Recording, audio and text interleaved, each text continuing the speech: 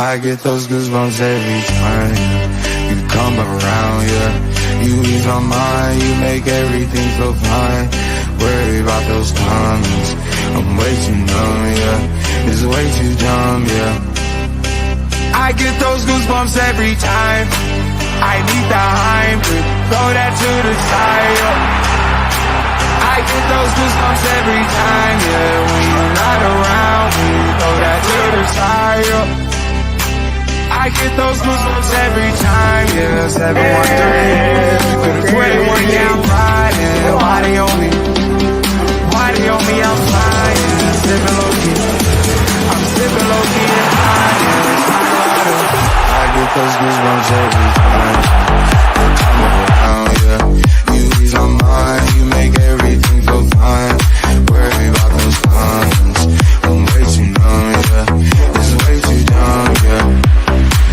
I get those goosebumps every time I need the Heimlich. Hello, everybody. Good evening. Welcome to Loaded Mag in UFC. We're back again for another reaction show.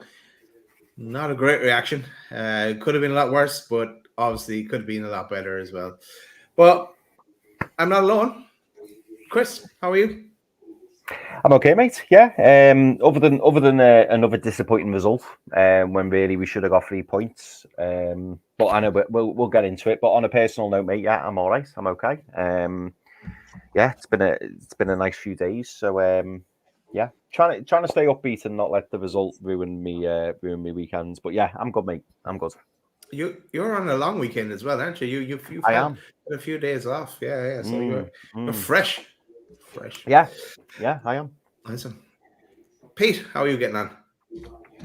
Yeah, all right. Not too bad. Obviously, the result does affect the day slightly, but yeah, I'm all right. Cool. Right, let us get into it. Let's get into the game. This was the lineup. So, Murphy back on the bench and available for the game. Barnes making his first start in a long time. White on the bench as well for us. And this man, we couldn't let us slip without mentioning, Dubravka. Mr. Dubravka, 150 games for Newcastle. So well done to him. He features later on in our walkthrough as well. And here is the Bournemouth team as well. Let's move swiftly on. Right. Let's. What do you guys think of the lineup? And any comments on the lineup first?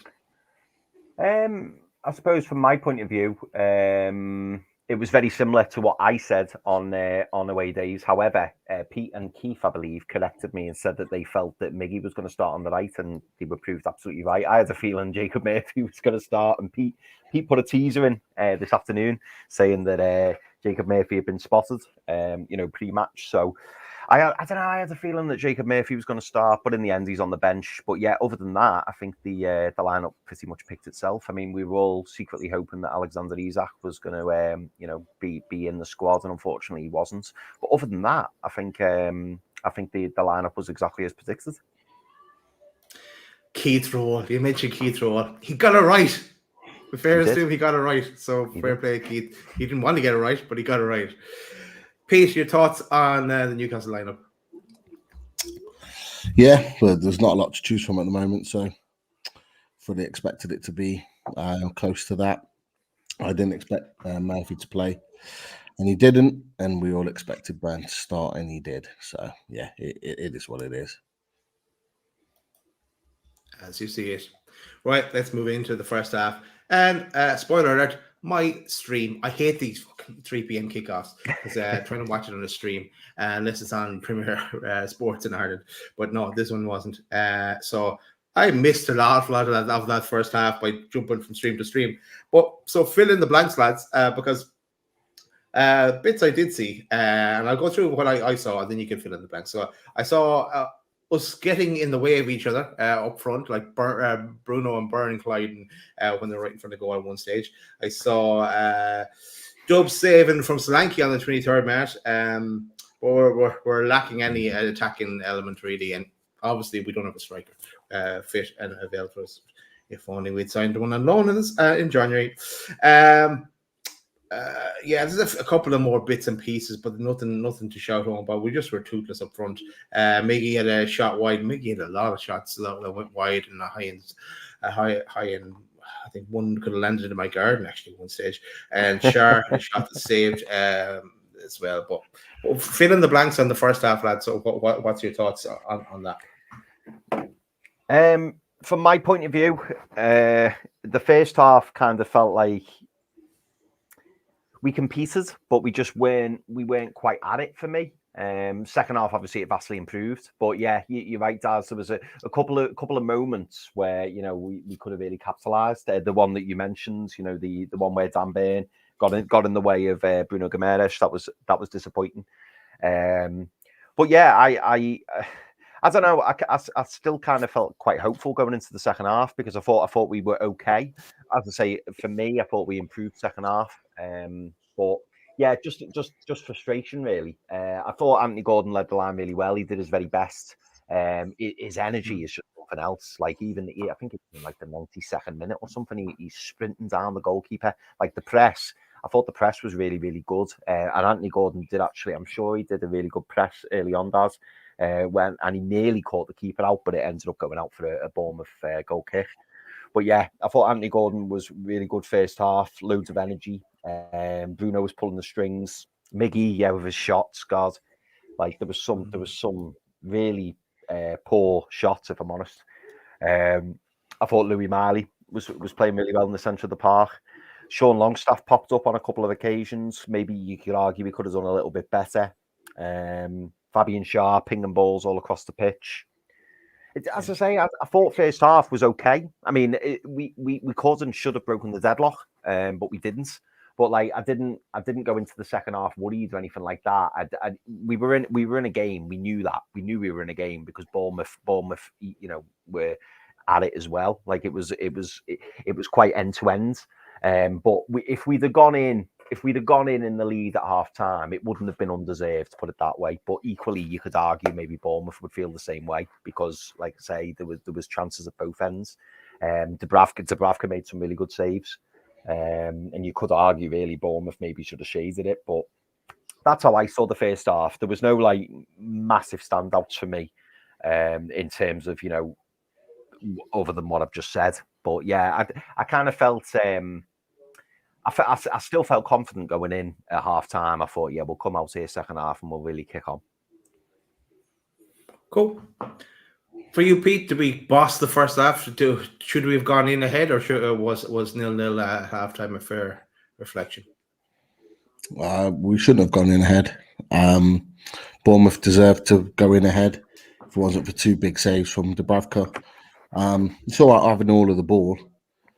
But if you're not potent enough and doing anything with it, then you're just going back to square one again. And Bournemouth proved time and time again that they didn't have to have a lot of the ball.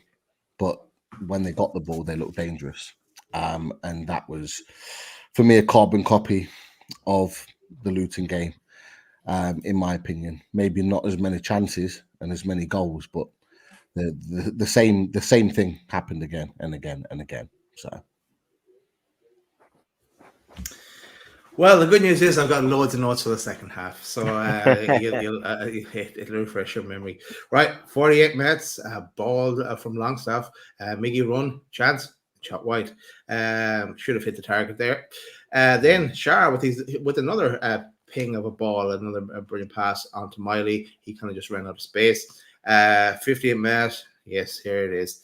The Dubravka slip, and Solanke finished it. The ball kind of came from Botman, but Dubravka should have had plenty of time. It's just unfortunate that he slipped. We go 1-0 behind. Thoughts on the slip and the goal, Bournemouth's first goal? Pete? Go on, Chris, you go.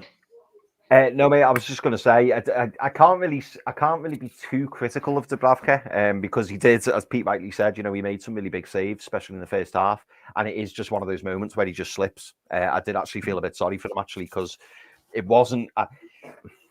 it wasn't that he dilly-dallied on the ball, or he was trying to be too clever. I think it was just the fact that he wanted to control it and then open his body out, and as he went to do it, he fell over, and it was just really unfortunate. I mean, I suppose if you were being ultra critical, you would kind of say, well, you don't do that when it's absolutely pouring down.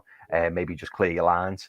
But again, I feel a little bit harsh going in on him because of the fact that he made some really critical saves. And not to mention that, as you rightly point out, it was his 150th game.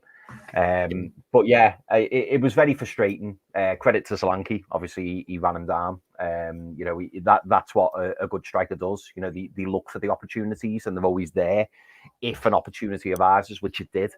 But yeah, just a bit disappointing. I even watched it back and thought, was he under pressure? Should they not have played the ball back to him? But on a normal day, that's not an issue. Unfortunately, it was just a slip, and Dominic Solanke gobbled it up. Ironic that the grounds staff were they had their foot on the sprinkler, spraying it out in that direction. It was either before the game at halftime, I can't remember.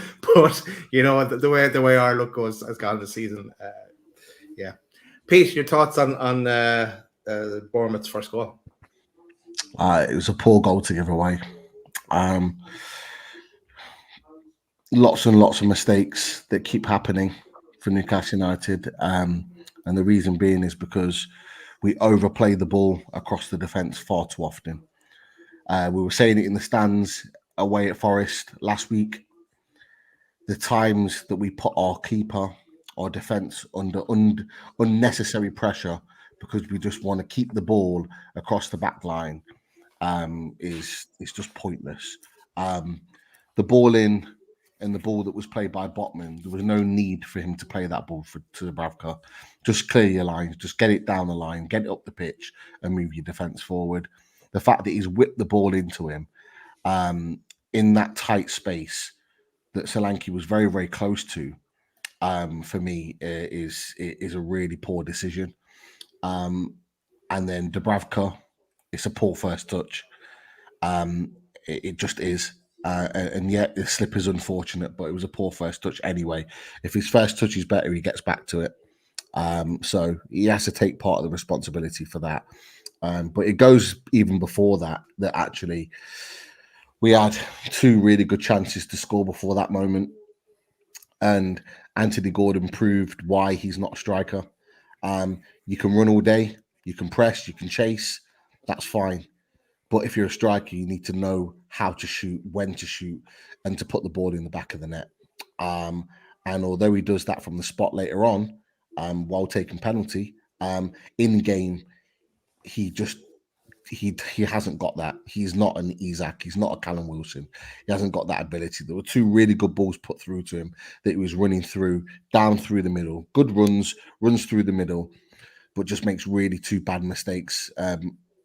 Doesn't shoot early enough, doesn't test the goalkeeper, and then they go up the other end and get that. And at that point, you are starting to worry because you're looking around the pitch and you're thinking, who's gonna be the guy or the guys to pull you through? Because at that point, it didn't look like we were going to score at all. I see Alan St. Maximus in the chat as well, but would Alan St. Maximus finish that? We might never know. Let's carry on. Next, 3 minutes later, VAR intervenes because there's a penalty call. There's a shirt pull on Char by Smith, and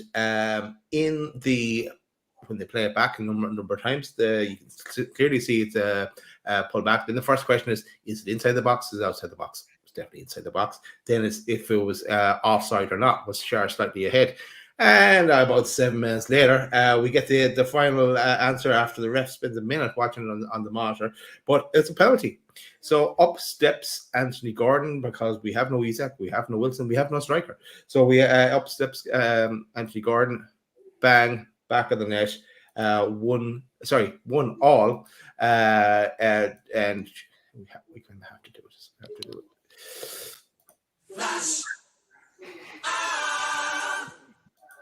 That's it. So 1-1. We'll go to your boy Chris Gordon with the penalty, and just a penalty. Was it a penalty for you, first of all?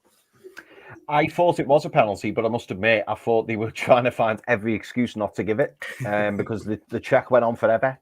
They were checking whether it was offside, they were checking whether it was in the box, they were checking. It was just going on and on and on. And to be honest, the longer it went on, I thought they're not going to give us this. And we've seen so many replays, so many angles. The only time I knew we were going to get it was when he sent the referee over to the screen. And by the way, the referee must have watched it about 10 times. And you're thinking, come on, ref, what are you looking for here? Like, what is it? Because it even showed the screen that the referee was looking at. And it was like, how many more times do you have to see that he's literally pulling his shirt? Like, his shirt was like that much off his back. Do you know what I mean? There's no doubt he's been pulling him. But in terms of the penalty itself, I must admit, but only because I've not really seen Anthony Gordon take penalties, I was a little bit nervous. But I can tell you what, he finished it with aplomb. It was a really, really good finish. Keeper dived the right way, but he had no chance. So good for Anthony Gordon and good finish. But yeah, glad we got the penalty, and it was deserved because it was a penalty. But I must admit, I didn't think we were getting it at one point. No, you are right, Chris. That he was spent so long on that monitor. I hope he liked and subscribed to the channel. And that's a reminder to you as well. If you have not liked and subscribed this video, or as you watch it back, make sure you do. Pete, let's go to you. Thoughts on the penalty? I didn't think we'd get it, to be honest. From when the initial pull first happened, it looked like it was outside of the box. And normally the penalty isn't given for the initial contact. And for when he first pulls his shirt, he is outside the box. So yeah, I didn't think it was going to be given, if I'm totally honest. Yeah, they were checking for the offside. I wasn't sure on that either. Yeah, I wasn't sure about the offside, but it all went in our favour. I'm not going to complain. We needed a little bit of help today. We weren't gonna do it on our own. And yeah, VAR for once has actually helped us out. What I will say is it's a really good penalty from Gordon, because my next point is that the one thing I started thinking about is actually who's going to take the penalty, because our two main penalty takers aren't on the pitch. And I know Gordon's took the odd one before. I think Barnes has took a penalty before, but other than that, there's no one that really I would trust with certainty, maybe Fabian Schär, to take the penalty. But fair play to him. He stood up, took the penalty. It was really well taken into the far corner. And yeah, it was a bit of a lifeline for us, I'm not going to lie. And I'm not going to lie, I'm glad it wasn't Miggy. But okay, let's move forward to... So 59 minutes, Clivert had a shot over the bar. 60 minutes, Miggy, one of his... Oh, sorry. I'll move forward from that. I said enough about Miggy shooting. 66 minutes, Barnes off, Murphy on. 67 minutes, Gordon through. The keeper gathers it. 68 minutes, I can't read his name now. But yes, the Bournemouth lad begins with S, goal, but he puts it love. Yeah, that guy. Great goal for him. The bottom corner to make it 1-2. Burn should have probably got closer. Dubravka maybe should have done better. But your thoughts on Bournemouth's second, Chris? I've got to be honest. I thought Dubravka could have done better with that. It was a good strike, not denying it. I'm not going to go in on Burn again, even though the blatantly obvious happens. Semenyo basically got a yard on him and got a chance to get a shot off. You could blame the ground. You could say because it was slippy and the ball fizzed past Dubravka. But put it this way, Pope saves that, in my opinion. He's put it across the box. And I think Dubravka needs to get down earlier, if I'm honest. Good finish. I'm not taking anything away from the lad who scored it, but I just thought that we Dubravka should have saved it. And again, if I'm being ultra critical, Burn needs to be tighter, because again he just finds a yard, gets his shot off. Because really, when it went in, as you say, Daz, it was a good strike. But it's come out of nowhere. You know, he's so far out. And as a goalkeeper, you've got to be on your toes. You've got to be waiting for that. And he wasn't. And as I say, it just fizzed past him. I expected Dubravka to save that, if I'm honest. But 2-1. Semenyo with that goal and shades of Omofebi Martins with the celebration, Pete. What your thoughts on that one? It's a shite goal to give away. It's a really, really poor goal to give away for two reasons. And people may not want to hear it, but again, Dan Burn is at fault. He's too far away from his attacker. He allows him too much space. The problem is with Dan Burn at this moment is that he is so scared of being beaten for pace. He's literally running away from the player with the ball. And this is not just for the goal. This is in general. He's not tight enough to his player because he's worried about the player beating him for pace. So what he does, rather than runs to the player, he almost runs back towards goal, which gives the player just a yard. It's all he needs to shift the ball and then shoot. And by shifting the ball a yard away from Dan Burn, it's enough for him to pull the trigger. And Dan Burn can't get across quick enough. It's poor defending. But look, I'm not gonna massively hammer him because we know his limitations. We know what Burn can and can't do. You know, it frustrates the hell out of me because once again, we have to wait for a Burn mistake. It wasn't the only one. Dubravka's at fault with this as well, but we have to wait for another mistake before we make a change and Livramento comes on. We've done it far too many times now. Yeah. We're waiting for a mistake to happen. We're waiting for us to get the sucker punch given to us before a change is made. Livramento doesn't allow that to happen. That goal doesn't happen with Livramento in the team. I'm confident on that. But Dubravka is at fault. He is at fault for that goal. That ball goes past him pretty much in the middle of the goal. If it was right into the far corner, a Núñez-esque goal against Liverpool at St. James's Park, the way he scores his 2 goals right in the far corner, I've got no problems with that. I'm not blaming my goalkeeper for that. But the fact that it goes right through him in the middle, into the right in the bottom stanchion of the net, that's not right in the corner. That's not an impossible opportunity to save it. But Dubravka goes down incredibly slow. He gets down far too slow to try and make the save. His reactions weren't quick enough. And Pope saves that. I'm counting down the days for Nick Pope to be back in goal. Dubravka's made some good saves today. He's made some good saves. He's a good player. But he's not Nick Pope. And you look at the goals that we've conceded. Anybody can go and look at the goals that we've conceded since Martin Dubravka's been in the team. I said it when he first came in, and I say it again. That back line is not confident with Martin Dubravka in goal. I don't care what anybody says. They are not confident in him. And that defence looks nowhere near the level that they should be because they are not confident in their goalkeeper. And he is not confident in goal either. And he's shipping goals for fun. So for all the good saves he's made, he's conceded, 20 plus goals since he's been in this team? It's not good enough. Not good enough for where we're going. True, Pete. We're not going to get there this season. Chris, let's go to the chat. I think there's some breaking news from the chat there. Is an old friend of ours? Yes. Our good friend Jimmy Moore. Jimmy, thank you so much for the donation, mate. Not so keen on the comment, but thank you so much for the donation. Love the comment, Jimmy. Love the comment. Hello to my 2 favourite hosts and Chris. But no, Jimmy, listen, mate, thank you so much. It is really kind of you, mate. We really do appreciate it. And thank you very much for the super chat. Top man. Hope we're keeping well as well, mate. Yeah. Well, definitely. Let's get back into this. As Pete said, 71 minutes, burn off, Tina 1. Waiting for something to happen before that change occurs. 75 minutes, Bruno to Murphy, but no joy again. Dubravka makes a save on the 80 minute. 82 minutes, Shar shot over the bar. And the 90th minute, Joe White and Richie come on, and Miggy and Miley go off. To which my little boy Lucas says, yes, now someone that can shoot.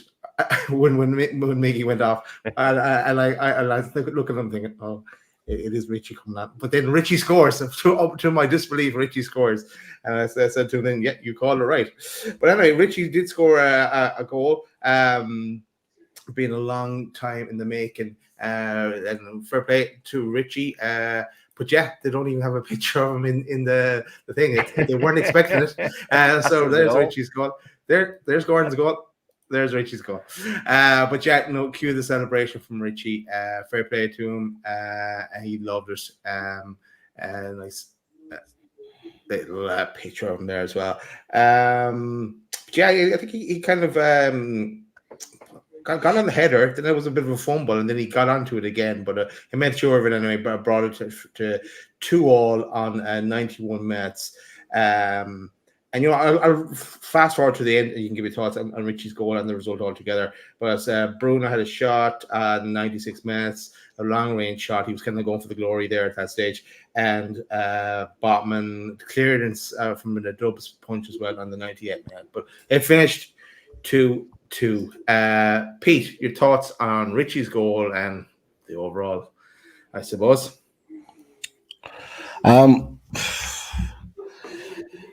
Well, when he comes on, I remember turning to Lee and saying, we've got nothing off the bench if they're having to bring Richie on. And I think it was White that came on as well. And he agreed with me. And then literally his first touch, he puts the ball in the net. And I think it just tells Newcastle's story that we, with all due respect, need Matt Ritchie to secure ourselves a point in this game. Love the celebration. Love to see him kind of get a little bit of redemption for the penalty that he missed again away at Chelsea in the quarterfinal. But for me, there's bigger problems than this beyond Matt Ritchie. Again, carbon copy. We get the equaliser. And then we just run out of ideas. We run out of gas. Never look like scoring. Never look like really creating a chance after that. Not that we'd settled for a point, but it was like we did everything to try and get that equaliser, and then that's it. We had nothing else. And it was exactly the same against Luton. There's a massive concern for me. We are shipping far too many goals. The fortress that was St. James's Park is not there. We've lost our spark. The spark at St. James's Park is not there. Teams are feeling really confident and comfortable coming to St. James's Park. I'm sorry. Forest, Luton, and Bournemouth. There's some people saying, oh, yeah, it was a great game. Give Bournemouth credit. Yeah, Bournemouth didn't deserve to lose the game. They deserved at least a point, and they got a point. They got exactly what they needed. But for me, if we want to be where we want to be, fighting for European positions, they're games we have to win.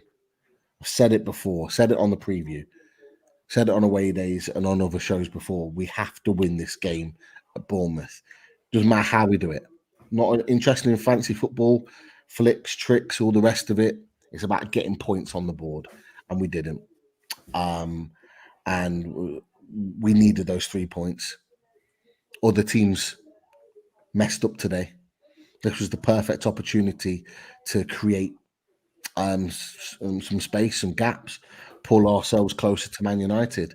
Man United, I fully expect to do what they need to do to get the points tomorrow against Luton, and then that gap extends. So then it's going to be pretty much a sort of a 4-5 horse race for 7th place.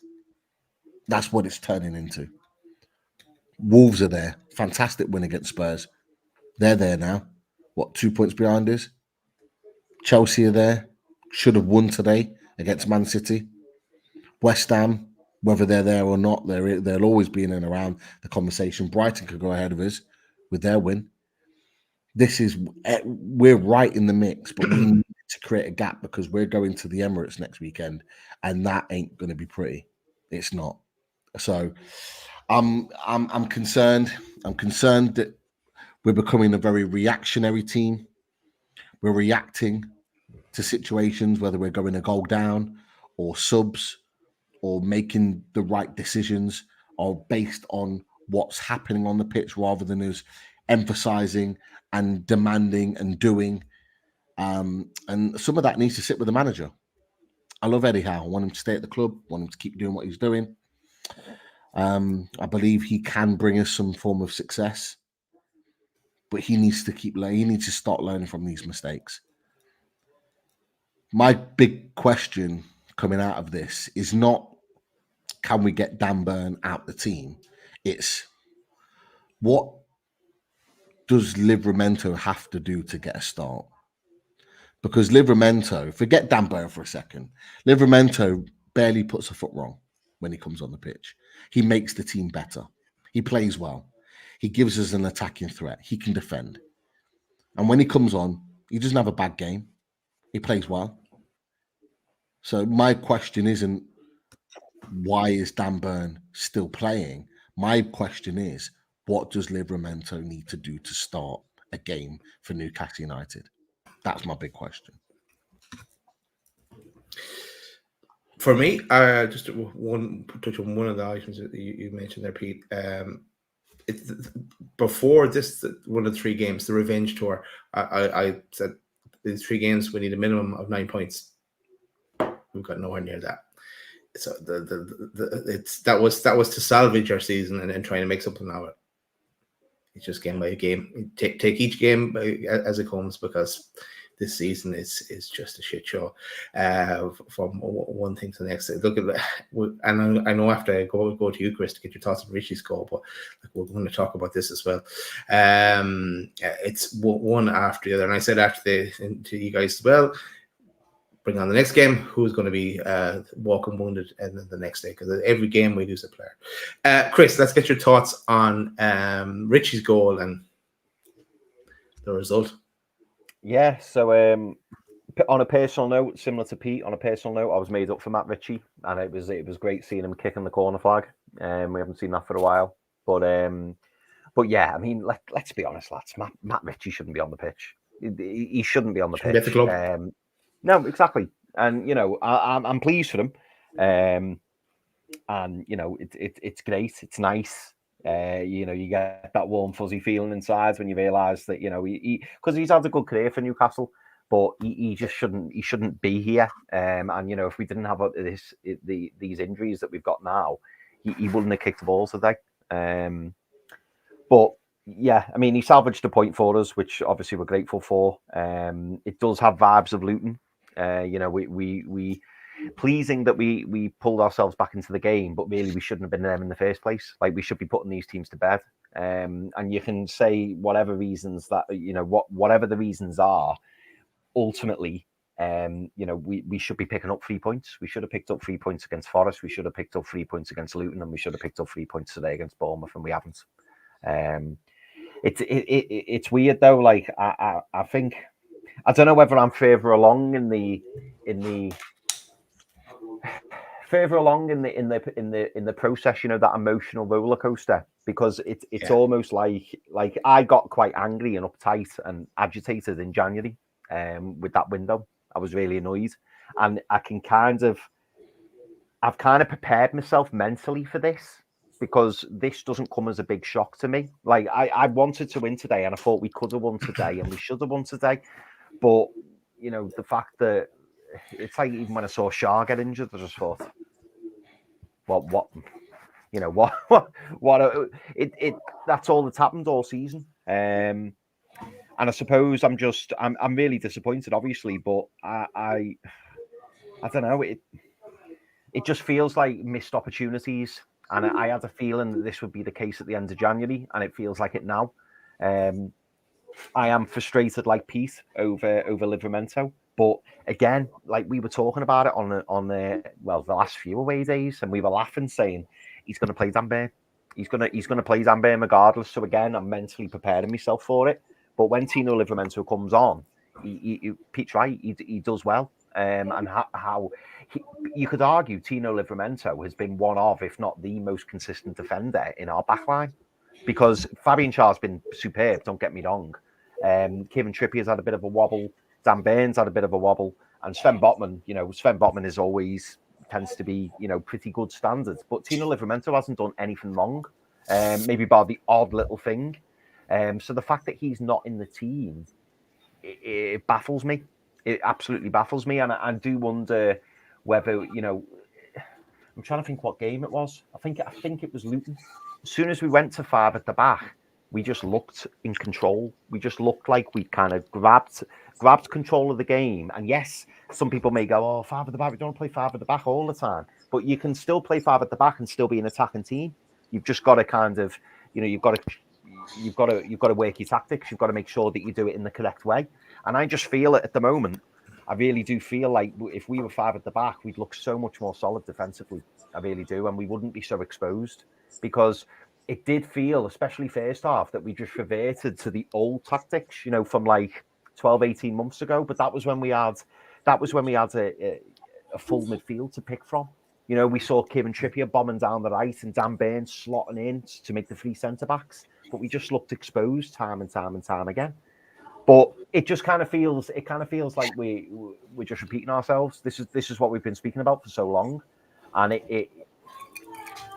I don't know what the answer is. I don't know what the answer is, but I don't know. I don't know what to say, because it like we said before we went live, Daz, it's like rinse and repeat, and this is the difficulty.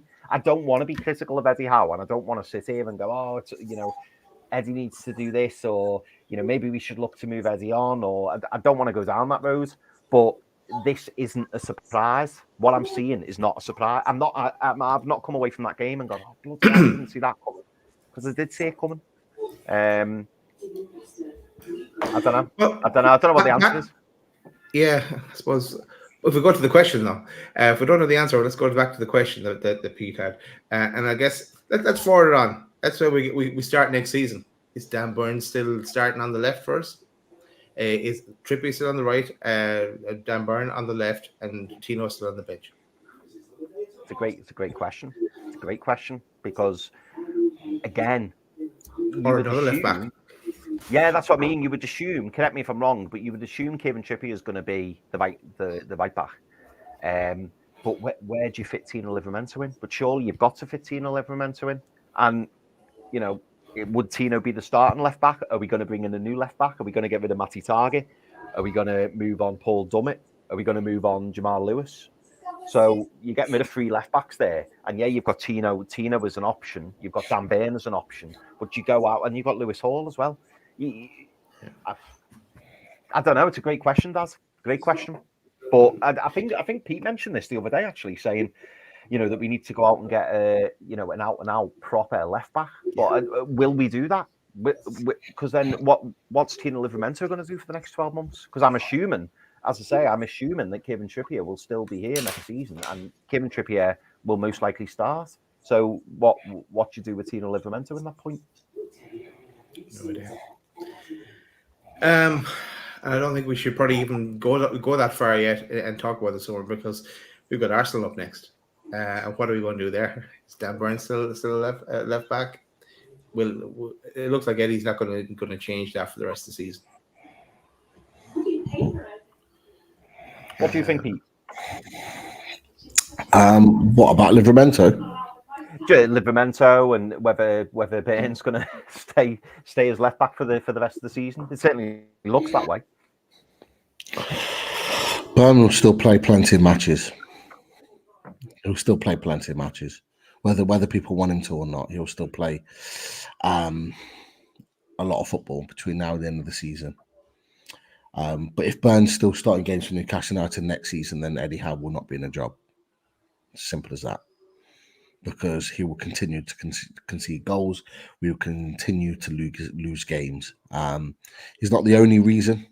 I think a mixture of him and Dubravka. For as good as Dubravka makes saves, he concedes a lot of goals as well. And we look at that. Someone just put on the chat further up that in the goalkeeper stats, Nick Pope's at the top for goals conceded. In terms of, he hasn't conceded many goals, and Dubravka's right at the bottom. One of the worst goalkeepers in the Premier League for conceding goals.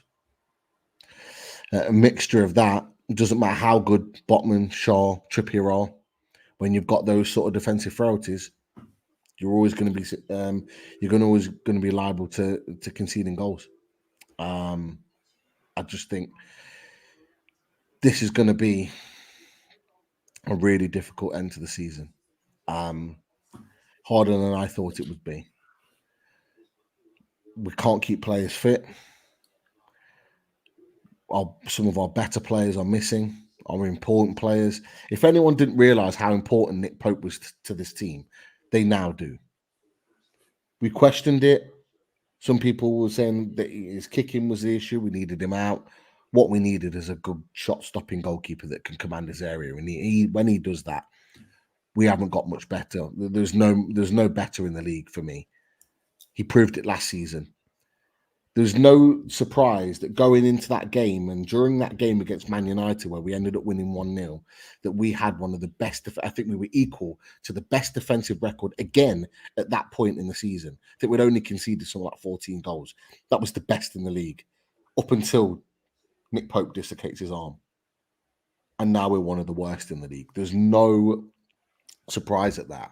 And we've got our better defenders back. Ben Botman's back in the team. Shaw and Botman back together.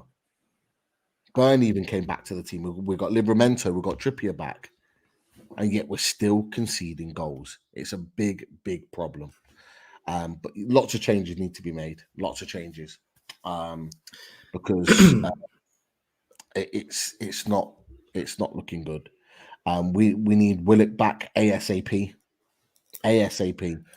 And we need him back, and we need him to play every single game between now and the end of the season.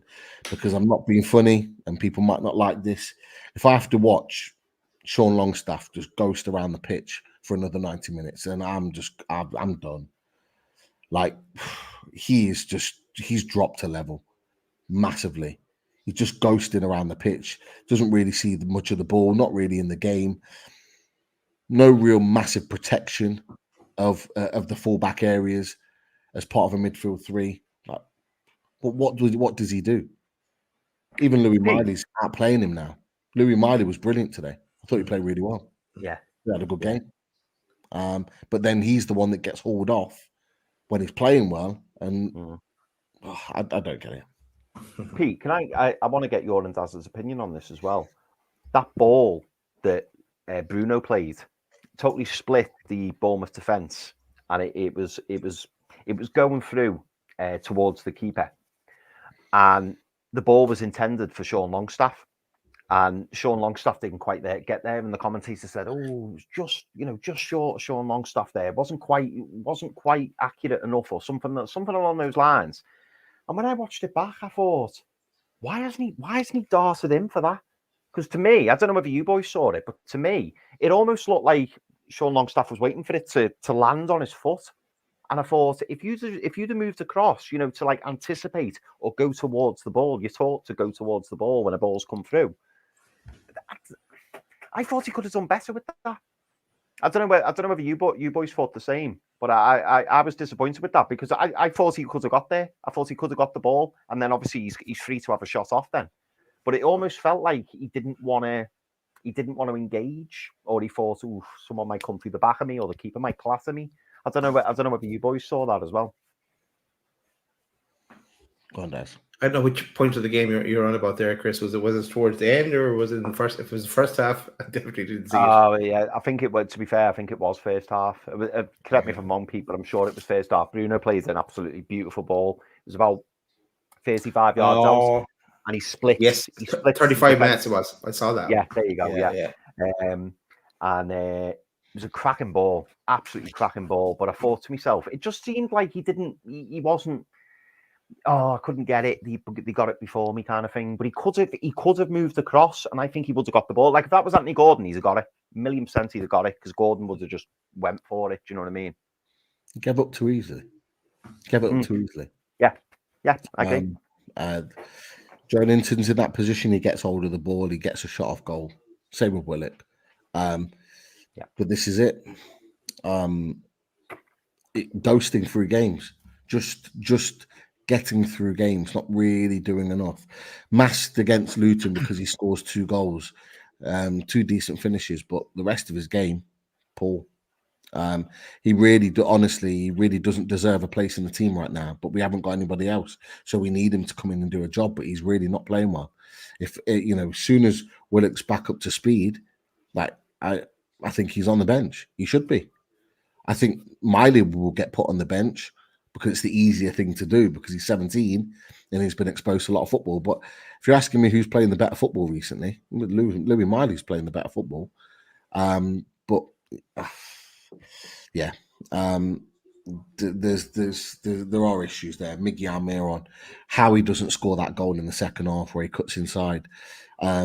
He has the whole of that half of the goal just to guide it through, and he doesn't. But an even easier, simple decision was just to square it to Gordon, who was running onto it perfectly on the left-hand side. I think Gordon and Barnes had switched, so Barnes was through the middle at that point, and Gordon's literally nobody on him inside the 18-yard box, willing to come in and probably shoot equal to the 9 yards to goal where the penalty spot is. All he needs is Miggy to square it. He had two options that both probably would have resulted in goals. And he puts it over the bar, and you're just like, come on.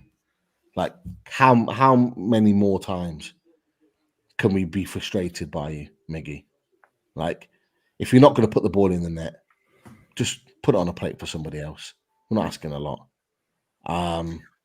But yeah, it might sound a bit negative now, but honestly, for me, I'm not one of those that are going, oh yeah, entertaining game, great to watch.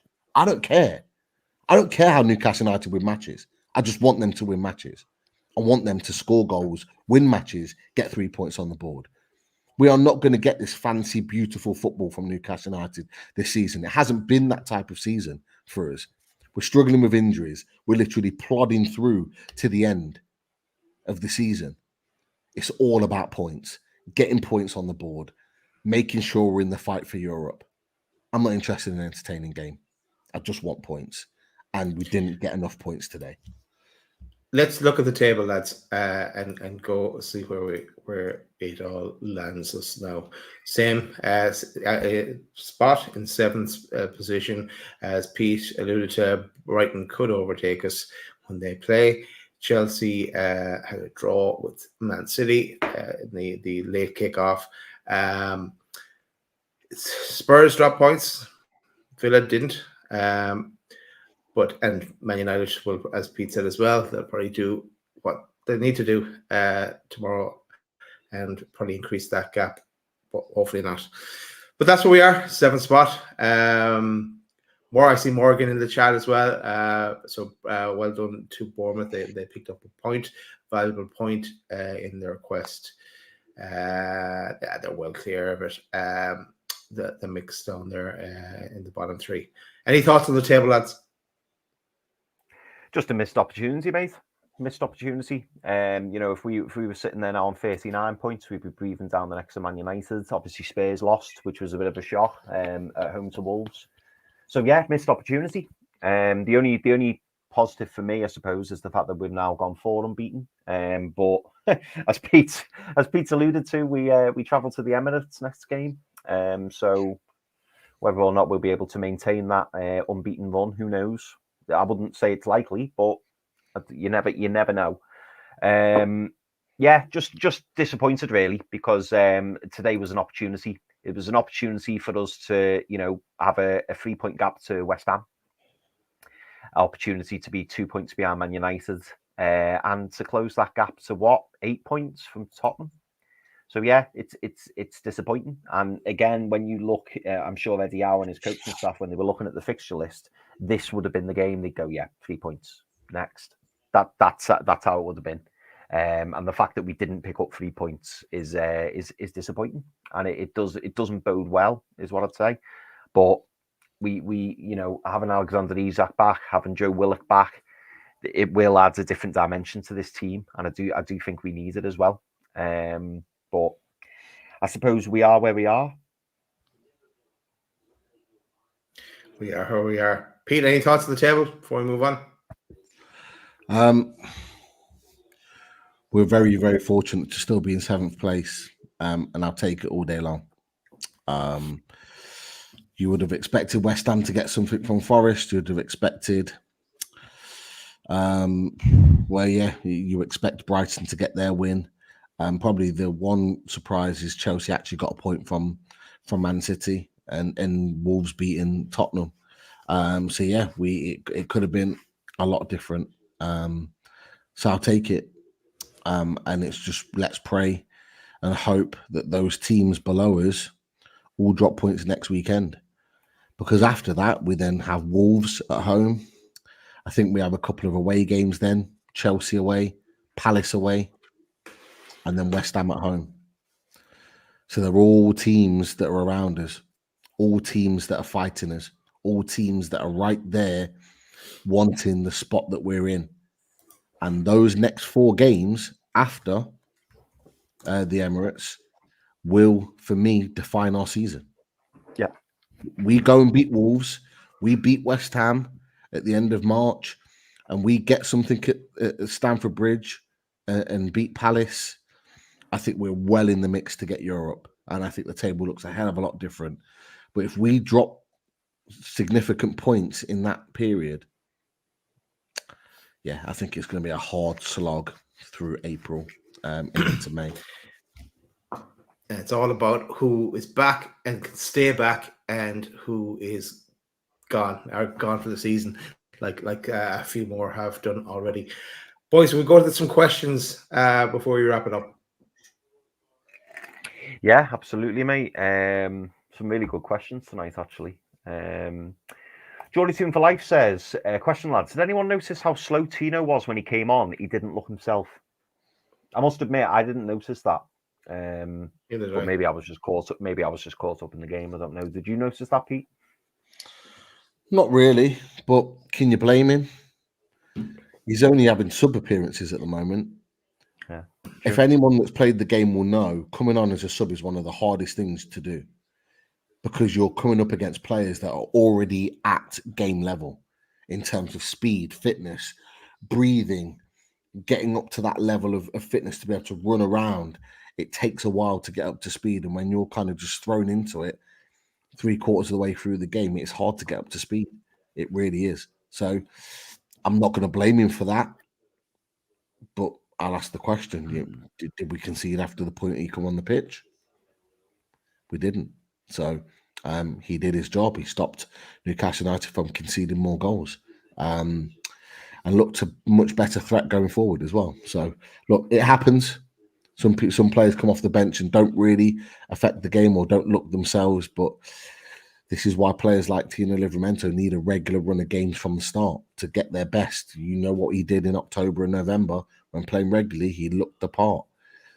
He needs those regular games because I tell you what, in those next 5 games, we are going to need Tino Livramento firing on all cylinders. I agree. Carlisle Tuna, hope you're well, mate. I think he's in Liverpool this evening, so hope you and your missus are having a good time, mate. Lads, we are so inconsistent. I wouldn't be surprised if we beat Arsenal next week. What's your thoughts? I mean, Carlisle Tuna, I'll be honest, I love the positivity, but I'm not so sure. I'm not going into this game confident, put it that way. Can we do it? Of course we can. But am I expecting anything? I think I'd be naive if I was to say that I thought. I mean, Arsenal at the minute are just scoring for fun, and I think Bukayo Saka will be licking his lips at the prospect of playing Dan Burn. I've got to be honest. But yeah, that's just my thoughts. Daz, what are you thinking? I'm more confident that we'll be carrying someone else off the pitch at the end of the game against Arsenal than a victory. But then again, linking in, I thought we'd get beaten by Aston Villa, and we bet them. I didn't think we'd beat Arsenal when they came to us, and we did. But so you never know. But yeah, I wouldn't be banking on it, let's say. Pete, are you worried about getting clipped on the 12th man? I think it'd be a waste of a clip, to be fair. If they're expecting Newcastle United to get something there, I think there would be very much a waste of a clip. I'm not expecting anything.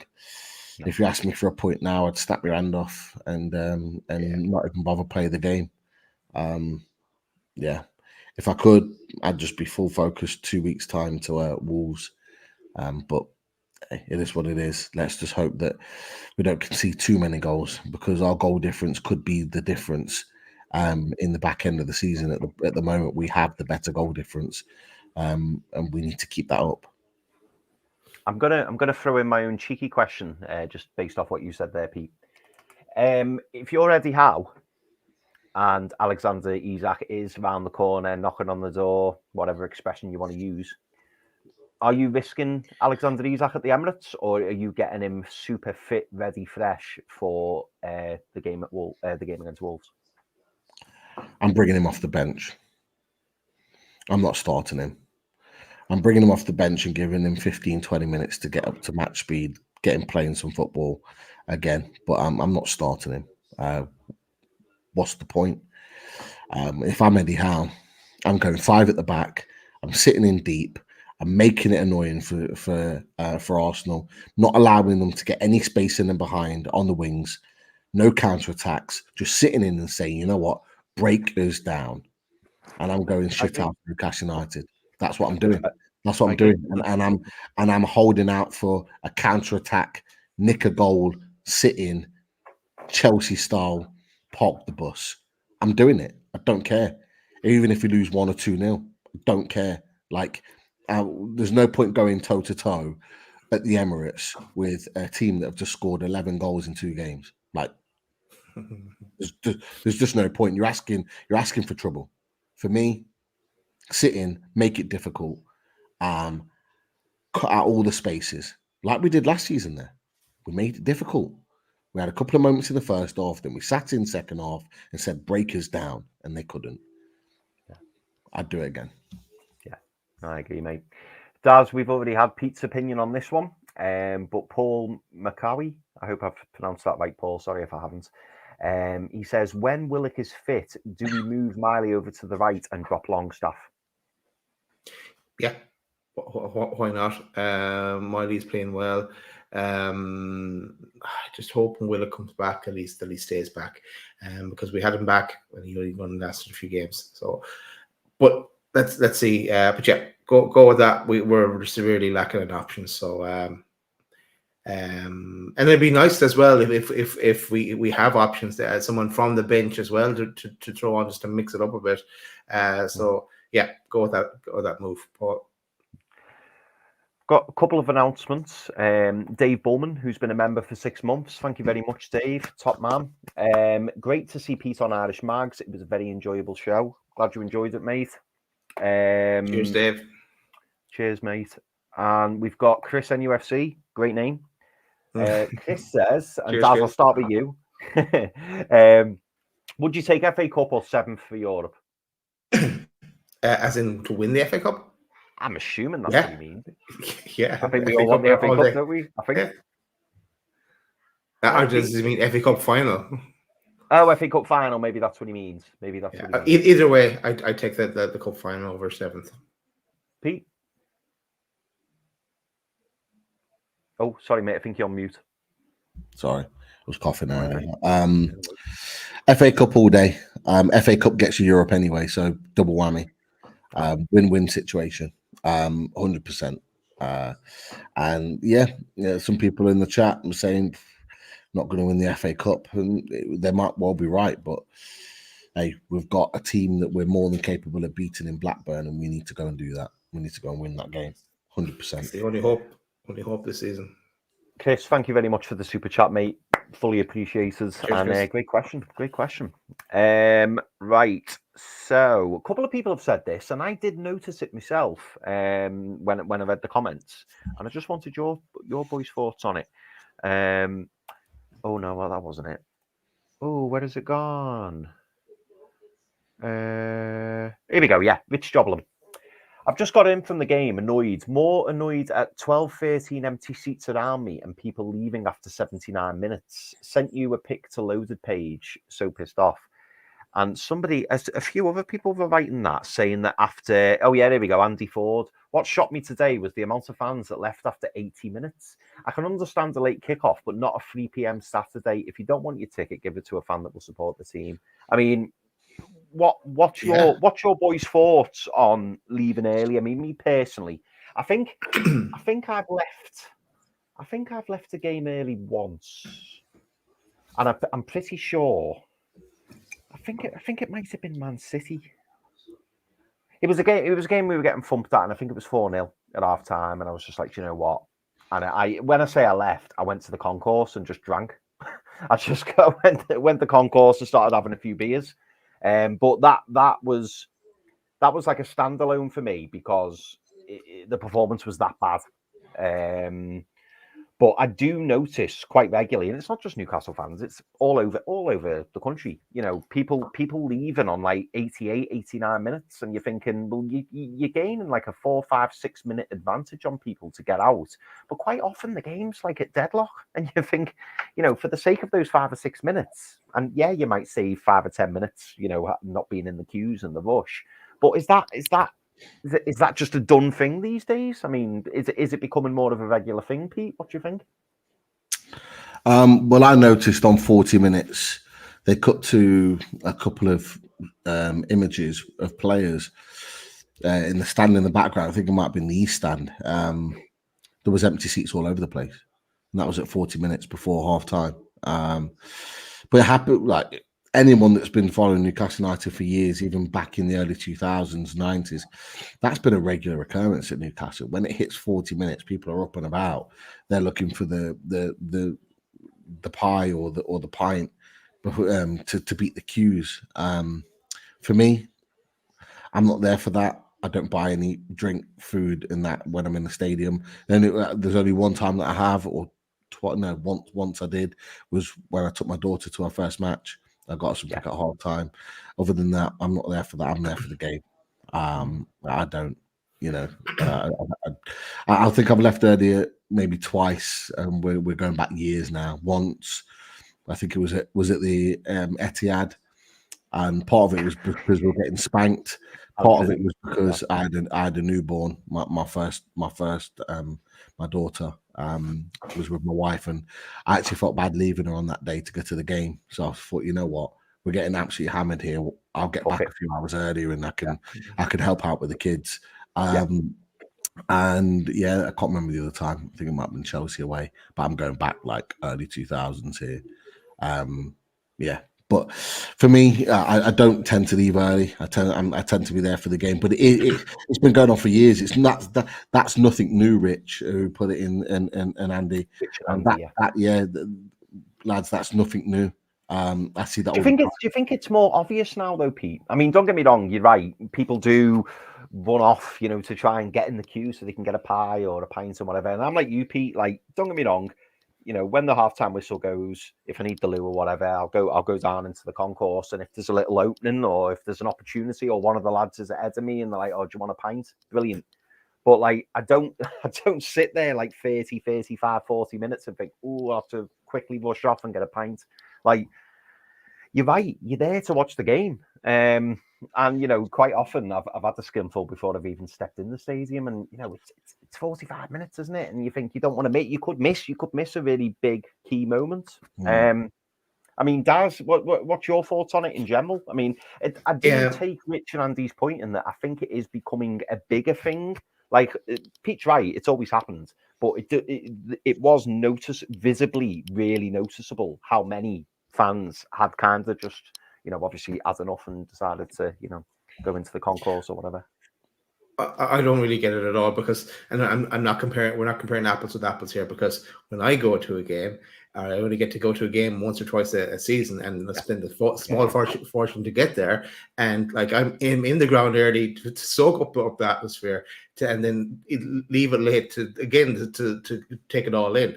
So I guess if I was leaving it early, I think I'd have to start questioning my life's choices, because but it's just.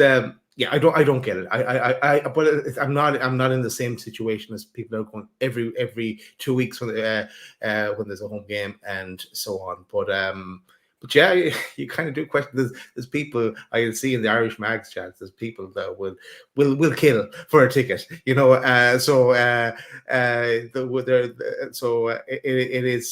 is a bit real kick in the teeth. The NCP. I don't get it. It's 2-1.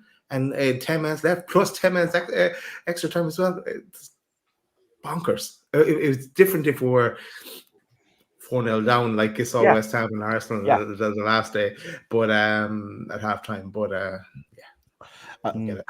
I think the surprise was maybe, and I wasn't actively looking for this, but I think the surprise was towards the end of the game because we were still trying to win it. Yeah. Like the half-time ones, I see all the time. Like that's, and there's a reason for that. People want a pie and a beer or whatever. But leaving before the end of the game, that's the, I think that's the difficult one where you think to yourself, just stay to the end and clap the lads off regardless. I've been in away ends where we've been thumped. King Power, Pete. Yeah, we were there. We were there. Thumped at the King Power. Old Trafford. Was at the 5-1. Sorry, the 5-0 and the 4-0. We were at the 4-0. So at the 5-0 where we go 5-0 down after about 60 minutes at Leicester, and for the rest of the game we sing like we're 5-6-0 up, and we sing non-stop until the 93rd minute, and then clap the lads off like they've won a match. Like, yeah, I don't know. It's one of those mysteries, I suppose, isn't it? And maybe we feel like that because, as Dad says, because we don't have the luxury of going every week, so we really appreciate being there when we do.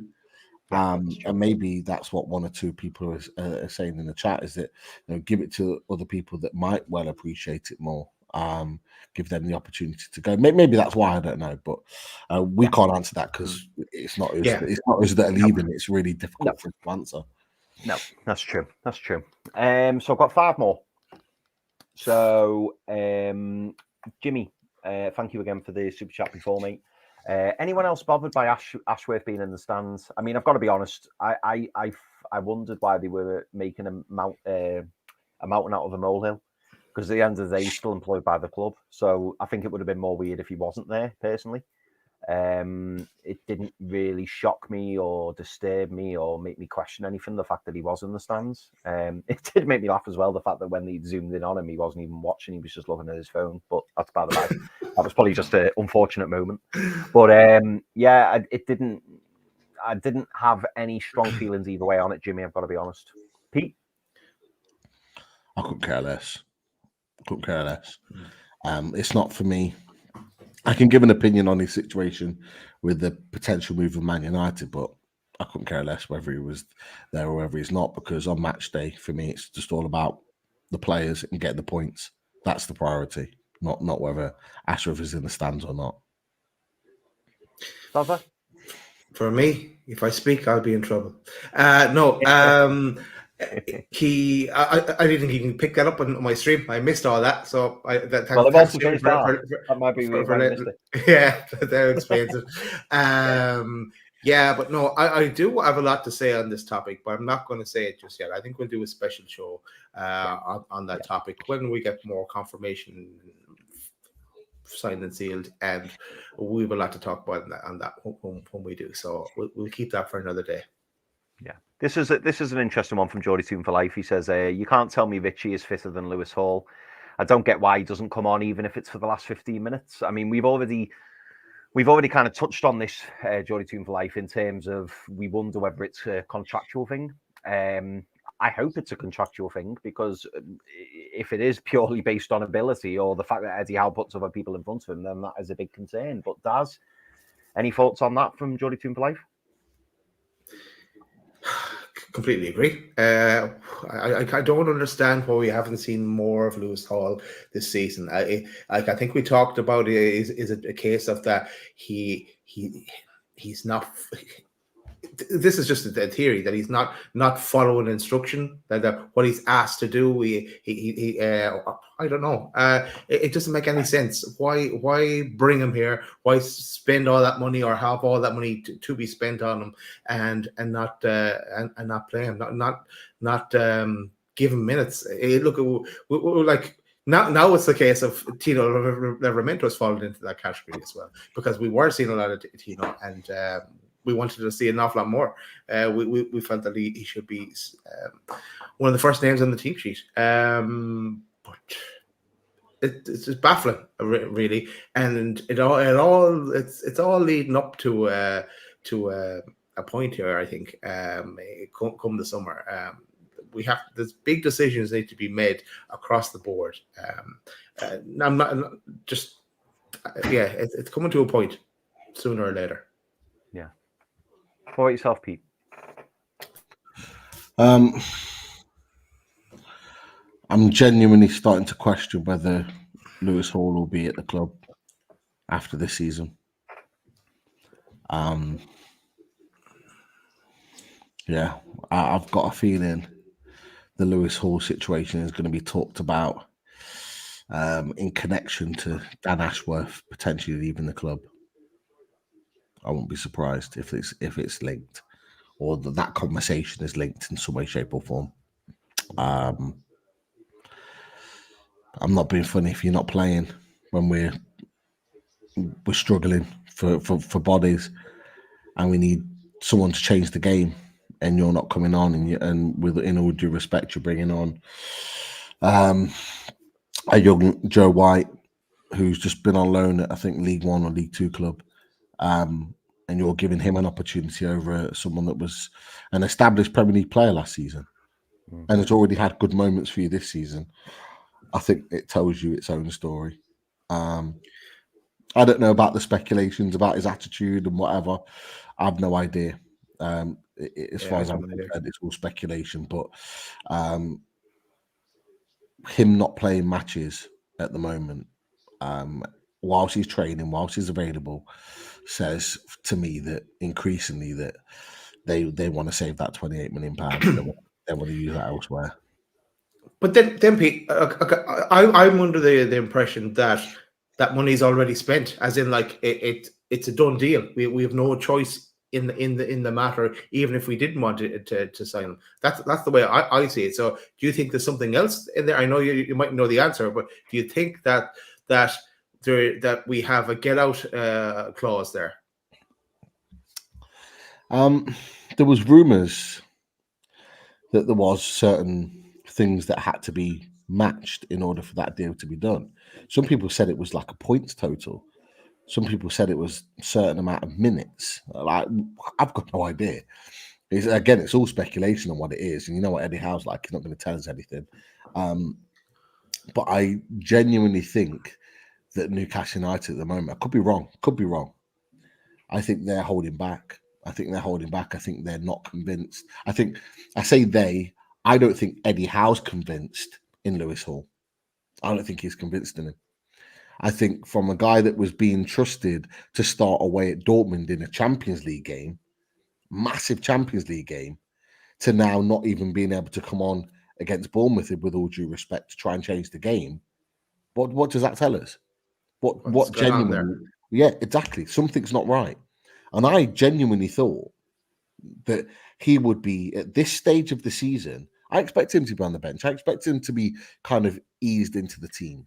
And I honestly thought that moment, and we talked about it, Daz, when we did the watch along at Old Trafford, when he played left back and he scored, and he was absolutely sensational that night.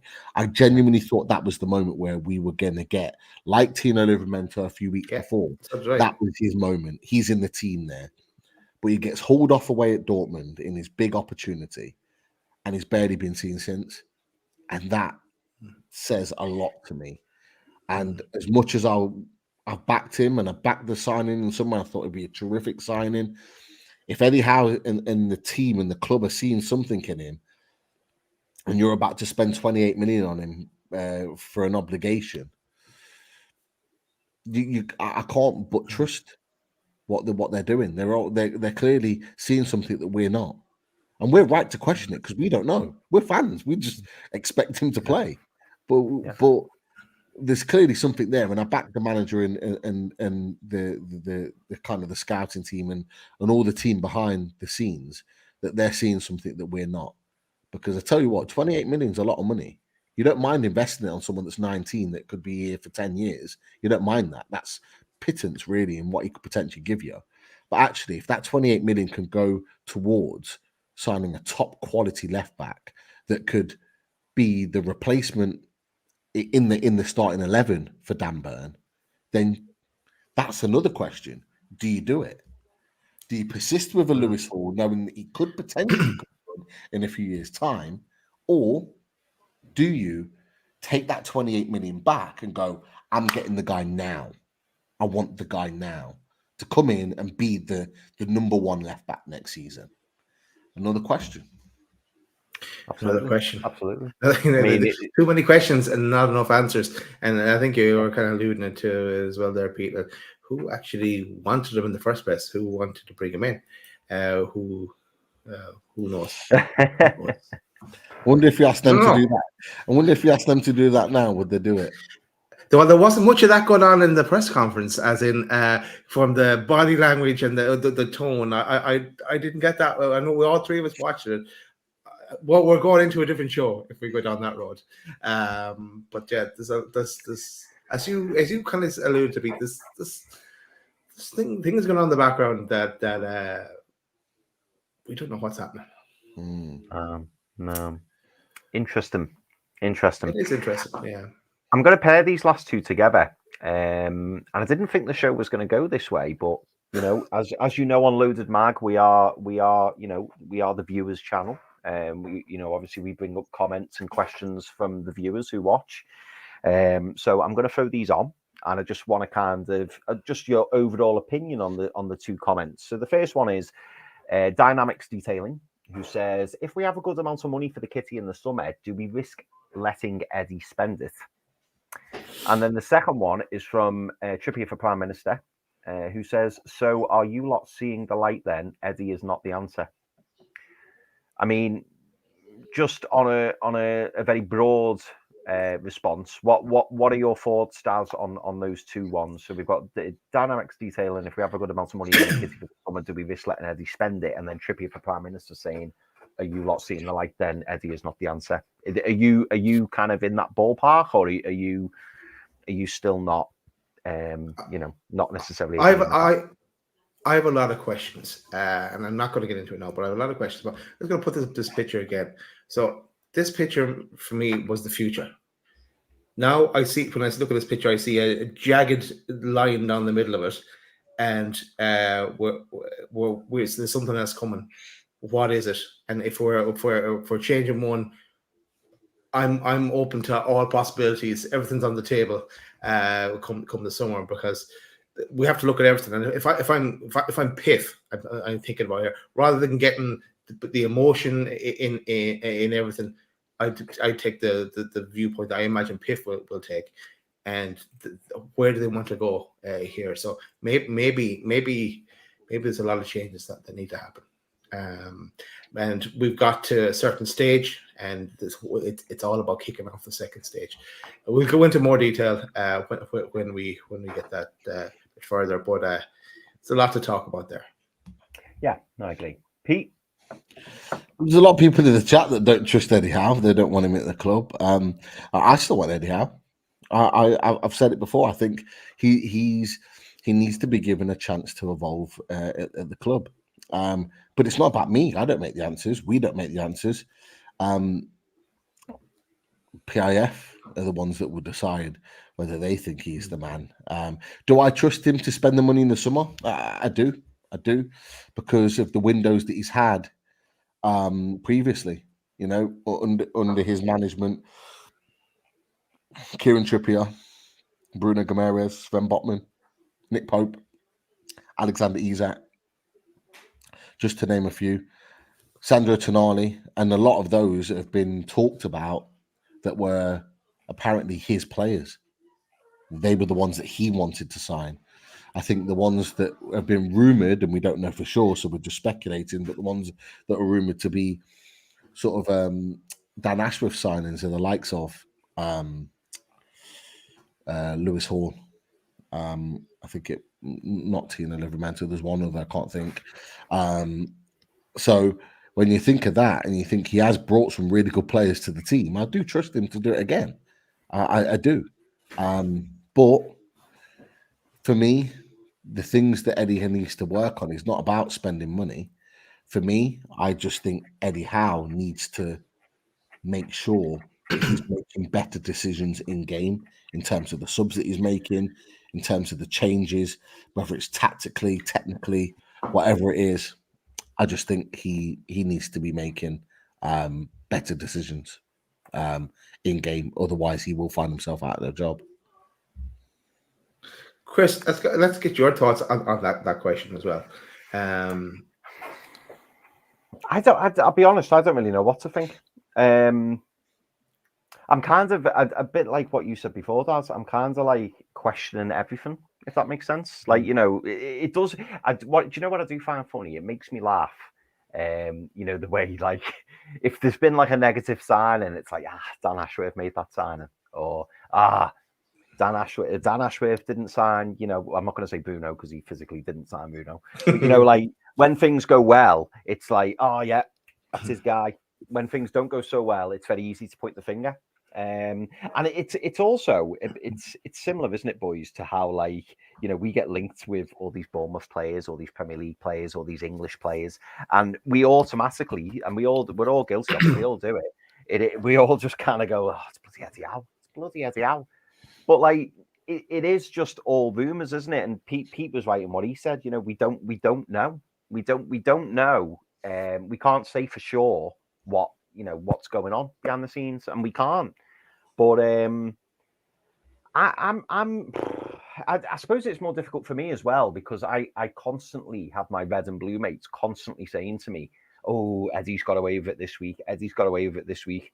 Like, they're convinced he's like next for the chopping block. They're convinced of it, and I was kind of like thinking to myself, "Am I just being biased here?" Like, you know, when you start like having like a bit of a, like, you check yourself because you're going, why am I so adamant that like Eddie Howe's the answer? Eddie Howe is like, you know, the one I want to take us forward. They're adamant that PIF are dying to get rid of Eddie Howe. They're adamant about it. And I'm like, no, it's not the case. It's not the case. And they're like, can't you see it? Can't you see it? They're going to get rid of him anytime soon. My mate's had a bet on it. He showed me a picture of it. My mate's had a bet on Eddie Howe to go. And I was just like, he's definitely seeing the season out for me. Like, that's non-negotiable. Minimum. I told them that. Yeah, minimum. I said in the summer we may change hands, and as you boys know, you know, I did say that I wanted Eddie Howe to be backed in January, and he wasn't. And then that kind of raised a few suspicions or a few concerns for me in terms of what their thinking was. But maybe I'm just way off the mark. Maybe you know, we weren't in a position to spend, and we are just saving the money for the summer. And you know, and again, you know, who's the person who was in charge of bringing these transfers in? Were the Eddie Howe's picks? Were the Dan Ashworth's picks? We don't genuinely know, do we? We had that small release on the Amazon documentary, you know, and they all agreed on Anthony Gordon, which was brilliant. And we went out and we got Anthony Gordon, and we saw that. But I'm sure there are a lot of players that they are split on. And you'd like to think that the manager had the last say. But is that the case? Does the manager have the last say? You'd like to think so. But we don't genuinely know. And it's you know, like I said before with Dan Ashworth, it's like, oh, yeah, well, he signed Sandro Tonali. Oh, we won't miss him. He signed Sandro Tonali. He didn't do his due diligence. And it's like, that's just an easy excuse. That's just an easy thing to kind of go. So I don't know. I mean, I'm like I said to you boys before, I'm kind of on a path or on a journey myself this season where, like, I've kind of come to the acceptance that, you know, we're not going to have this fantastic season, because I genuinely don't think we are. I want to, but I just don't, because I feel like we've been let down majorly in January. I'm not going to lie. That's just how I feel about it. And already I'm thinking things are going to be good in the summer. Get ourselves sorted, get our players back. Tonali be back, Joelinton will be back, get a few players in the summer, start looking forward to next season. I'm already feeling like that. Obviously, I want to finish strong to the season. I want us to finish in Europe. I want us to get to the FA Cup final. But like, if we don't, I'm not gonna be absolutely flabbergasted and distraught, because I didn't think we had enough anyway. When the 1st of February hit, I didn't think we had enough. And all these injuries, it just kind of leaves you rolling your eyes, going, yeah, kind of thought that might happen. So maybe it's just like an acceptance from my point of view, but I don't know. I think we get through to the end of the season, we see where we land, and then I think, you know, well, the owners will make the decisions in the summer. But Eddie's got to have a strong finish to the season, and you know, he's got to try and manage this situation as best he can. And like I said to you boys at the end of the transfer window, I feel sorry for Eddie Howe, because I do feel like he's been, you know, sent down the creek without a paddle. I feel sorry for him. But then on the other hand, you know, this not playing Tino Livramento, constantly playing Dan Burn. There's all little things, but every fan will have issues with the manager to a degree. Every fan will say, well, maybe he shouldn't have done this, maybe he shouldn't have done that. It's like for example, if he'd played Dan Burn today and we won 4-0, would anyone be talking about Dan Burn? No, but we didn't, and that's kind of one of the things we're talking about. Same with Martin Dubravka. It's natural as a fan, you are critical, but I don't know. We'll just have to see, I suppose. I think we'll bring this to a conclusion. I think we'll leave it on one word that has to feed through to the summer. It's ruthless. And to be continued on that whole other topic. Any other questions, Chris? No, that was the last one, but I would like to say big thank you to Antunami. Cheers, thank you very much for the super chat, and much appreciated. And I love your dog and its little coat. It's lovely. Oh, yeah, it's a Newcastle jacket. Nice. Very cute. Just give a quick shout out to our sponsors. A shout out to theradiatorshed.com and Russ and his radiators. And here's some pictures, old pictures that we will have new ones coming, and go check them out on the website. Is the best place to get your information. There's also a booklet you can download that from the website as well, and also you can get them installed with the install works. And Russell come in the loaded van to sort that out. Actually, there's a different picture of that as well. Also, shout out to H2O Bathroom Design Co. And the beautiful bathrooms that they have. So go check that out. Call into them. Check out the website, and you'll get the latest and greatest from them there. Also, a shout out to ourselves. Loaded Mag NUFC. We're available on the platforms YouTube, Spotify, Apple Music, Amazon Music, and on our socials, Twitter, X, TikTok, and Insta. And for any business inquiries, contact us on loadedmagNUFCinfo@gmail.com. And if you want it, if you put up your phone to the screen and open your camera, and that will bring up, if you click on the link then that pops up, that QR code will bring you into our YouTube page. So check that out if you need to as well, and you can subscribe. Click the like button as well while you're here for this show. That is it. We will be back during the week. I know we'll definitely have a show on Wednesday. We may have something before that, so keep your eyes peeled. Anything else left to say, lads? No, get your tin hats on ready for next weekend. That's for sure. Yeah. I think that's good advice. It's a project. We're only at the beginning of it still. The one thing I'd probably say is actually, to be fair, is that let's not get on anyone else's back. Let's be supportive of each other. We might not have the same opinions, but there's nothing wrong with that. We don't need to be getting on each other's back. We are 7th in the league. We're not fighting relegation. We don't have Steve Bruce in charge. We don't have Mike Ashley in charge. All of those positive things. It's not the end of the world to the point where we need to be fighting on social media. We come on here. We do these shows to have different opinions on the game. That's okay. We don't have to agree. But yeah, we don't need to hammer each other and all the rest of it. It's just let's stay positive. We might well lose next weekend, but there'll be plenty of games between now and then the season where we'll be picking 3 points up, and we won't be as downbeat as we were today. That's for sure. Yeah. Good advice, Pete. Radio. See you soon. We didn't like it, but we're going to play it anyway. Good night, everyone. See you later.